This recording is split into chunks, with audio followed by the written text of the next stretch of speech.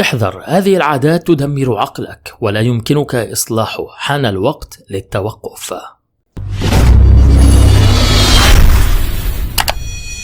الدماغ هو العضو الأكثر أهمية وتنوعا في جسم الإنسان. من المدهش عدد الأنشطة التي تقوم بها في غضون ثوان فقط.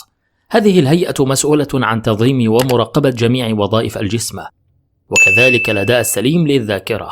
ومع ذلك فبالرغم من هيكلها وخصائصها المعقدة، فإن الدماغ يكون ضعيفا للغاية، وإذا لم تكن لدينا الرعاية المناسبة فيمكن أن يصبح مريضا أو يعاني من ضرر لا يمكن إصلاحه. يجب عليكم معرفة هذه العادات السيئة. على الرغم من أنك لا تصدق ذلك، فإنهم يدمرون عقلك شيئا فشيئا.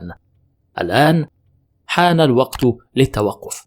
عقلك يحتاجك. إليكم كيفية الحفاظ على صحة الدماغ، فابقوا معنا. تخطي الفتور. أثناء النوم يستهلك الجسم الكثير من الطاقة ويحاول إصلاح نفسه، لذلك عند الاستيقاظ سوف تحتاج على وجه السرعة إلى إمدادات من الطعام لاستعادة قوتك. يعتبر تخطي وجبة الإفطار قرارا سيئا، لأن الدماغ سيدخل مرحلة الطوارئ والتي ستؤثر على الجسم كله. عدم الحصول على قسط كاف من النوم.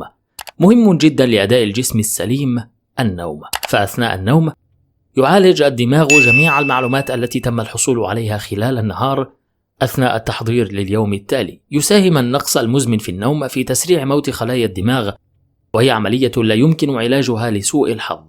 النوم الصحي هو مفتاح الصحة الجيدة. استهلاك السكر الزائد.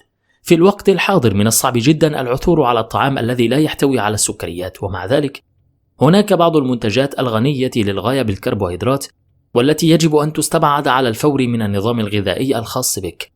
السبب يمنع وجود نسبة عالية من السكر في الدم امتصاص العناصر الغذائية الهامة والتي تؤثر سلبا على الدماغ، وتؤثر أيضا على الأداء السليم لنظام القلب والأوعية الدموية، مما يعوق توفير المغذيات والأكسجين إلى الدماغ. التدخين. لا يمكنك أن تتخيل مقدار الضرر الذي يلحق بالجسم تجاه العمل البسيط للتدخين. هذه حقيقة مثبتة. بالإضافة إلى الكتلة الوظيفية للدماغ، فإنه يزيد أيضا من الاستعداد للمعاناة من الأمراض التنكسية مثل مرض الزهايمر. تغطية رأسك ببطانية. أثناء النوم يحتاج الجسم إلى الهواء النقي، لذلك فمن المستحسن تهوية الغرفة قبل الذهاب إلى السرير.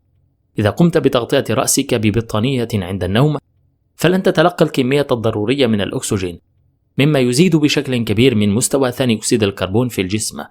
هذا العمل البريء يمكن أن يكون خطيرا للغاية. تنفس الهواء الملوث. يحتاج المخ السليم إلى إمدادات جيدة من الهواء النقي، وهو شرط يصعب تحقيقه في المدن الكبيرة. هذا هو السبب في أنه من المهم جدا أن تأخذ إجازة بعيدا عن المدن. إجهاد الدماغ أثناء المرض. عندما يمرض المرء يخصص جسمه جميع الموارد لمحاربة المرض، لذا من المهم جدا أن تستريح لاستعادة الطاقة. يحتاج الدماغ للراحة. إن القيام بالعمل الجبري أثناء فترة مرضك سوف يجعل عقلك يدفع إلى أقصى الحدود، مما يقلل من كفاءته ووظائفه. وجود مشاكل في التواصل. يساعد التبادل الكافي على تطوير الدماغ والحفاظ عليه. هذا ما يسمى بالمحادثات الذكية التي تحفز ظهور اتصالات عصبية جديدة، وهو أمر جيد للغاية بالنسبة للدماغ. عدم تحفز التفكير. من خلال تحفيز التفكير المنطقي والذاكرة يتم تنشيط العديد من الوصلات العصبية في القشرة الدماغية. هذا هو السبب في أنه من المهم جدا اختبارها بشكل متكرر من خلال الألعاب أو التمارين. هذه أداة قوية. تطوير الدماغ. دماغنا فريد وغامض ومدهش حقا. لهذا السبب من المهم أن تحافظ على صحتك وقوتك وفعاليتك بنسبة 100%. إذا قمت بتطبيق هذه النصائح وكسر العادات السيئة يمكنك تحقيق ذلك. سيشكرك جسدك وعقلك. إذا أعجبك الفيديو فلا تنسى الضغط على زر لايك واشتراك وتفعيل جرس التنبيهات حتى يصلك كل جديد من القناة.